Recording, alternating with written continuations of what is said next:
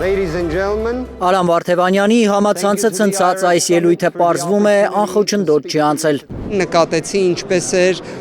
Ուկրաինայից ժամանած որոշակի մի պատվիրակություն, ամեն կերպ փորձ անում խոչընդոտելու ելույթը։ Վաշինգտոնում կրոնական ազատությունների ալյանսի գագաթնաժողովում Վարդևանյանի ելույթի Արցախին վերաբերող հատվածն է իրար խառնել ուկրաինացիներին։ the 44 days of war in Artsakh. Արցախում նաև հայտնի որպես Լեռնային Ղարաբաղ։ Տեղի ունեցած 44-օրյա պատերազմից հետո 120,000 հայեր բռնի կերպով տեղահանվել են իրենց Their բնօրանից։ ancestral homes. Այս պահին դարավոր եկեղեցիներն ու վանքերը ենթարկվում են վանդալիզմի, քրիստոնյա հայերին զրկելով պաշտամունքի վայրեր այցելելու հնարավորությունից, վայրեր, որտեղ պահվում են սրբազան մասունքներ։ The chance to visit places of worship. Թե ինչ են փորձել անել ուկրաինացի պատվիրակները Վարդևանյանը չի մանրամասնում, միայն ասում է չի ստացվել այն, ինչ ծրագրել էին նրանք։ Բնականաբար այն որևէ ազդեցություն չունեցավ։ Արցախում էթնիկ զտումների հայկական եկեղեցիները վանդալիզմի ենթարկելու մասին խոսքերից հետո փաստաբանն ահազանգել է, որ գրեթե նույնպիսի եկեղեցահալած քաղաքականություն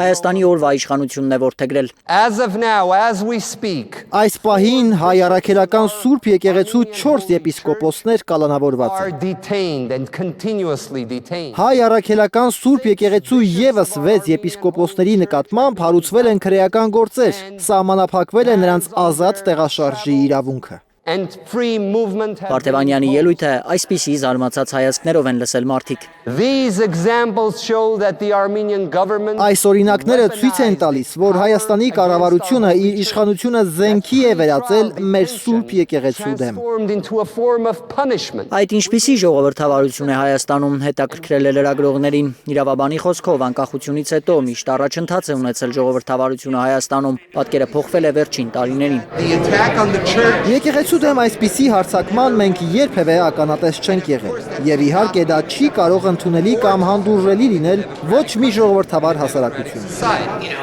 Ժողովրդավարական արժեքներ դավանող Եվրոպան ու Միացյալ Նահանգները կարող են իրենց ազդեցությամբ իրավիճակ փոխել Հայաստանում, նկատում է Վարդևանյանը։ something very important. Սա չափազանց կարևոր է, եւ ես անկեղծ հավատում եմ, որ այն արժեքները, որոնք մենք հայերս կիսում ենք Միացյալ Նահանգների եւ Եվրոպայի հետ, չեն կարող առնչվել նման քաղաքական հետապնդումների հետ։ Not what we believe. Վարդևանյանի խոսքով Հայաստանի ժողովրդավարության հետընթացի ապացույց է դատարանների վերջին տարիների պրակտիկան, երբ ցանկացած հնչեղ քաղաքական ենթատեքստ ունեցող գործերով մեղադրյալները զրկվում են ազատությունից։ I can honestly say that Կարող եմ անկեղծորեն ասել, որ նախաքննական կալանքը Հայաստանում վերածվել է պատժի ձևի, այն դադարել է լինել կանխարգելիչ միջոց։ Եվ երբ մենք ունենում ենք քաղաքական առումով զգայուն գործեր, միշտ տեսնում ենք, որ կիրառվում է միայն կալանքը, չնայած ունենք բոլոր իրավական երաշխիքները այլընտրանքային խափանման միջոցների համար։ other prevention.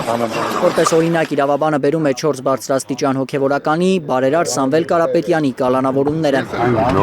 Հայաստանի գործող իշխանությունը նրան ընդունում է որպես քաղաքական ընդդիմախոս։ Հասարակությունը նրան ընդունում է որպես մարդ, որը պատրաստ է պաշտպանել եկեղեցին։ Եվ երբ տեսնում ենք եկեղեցու նկատմամբ հալածանքները, պարզ է դառնում, թե ինչու էր անհրաժեշտ խուզարկել նրա տունը, նրան ձերբակալել եւ 200 օր պահել կալանավորված։ Raid his house to arrest him. Քաղաքական հետապնդումների մասին ահազանգերից հետո Վարդևանյանը միջազգային հարթակից տեղեկացրել է. մեր երկրում մարդիկ հաշտ չեն այդպիսի քաղաքականության հետ։ Մենք ունենք օրվա իշխանություններ, որոնք ապահովում են այդ քաղաքական հետապնդումները, բայց միաժամանակ մենք ունենք հասարակություն, որը դեմ է այդ ամենին, որը չի հանդուրժում այդ ամենը եւ համերաշխ չէ այդ ամենի հետ։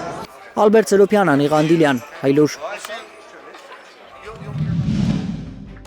Հայաստանում եւ աշխարհում տեղի ունեցող իրադարձությունների մասին առաջինը իմանալու համար բաժանորդագրվեք մեր ալիքին, սեղմեք զանգակը, որ բաց չթողնեք ամենակարևորը, ամենահրատապն ու հետաքրքիրը։